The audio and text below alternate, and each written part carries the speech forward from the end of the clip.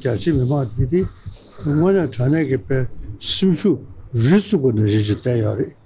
그래서 나라서 제수 일하잖아. 저기도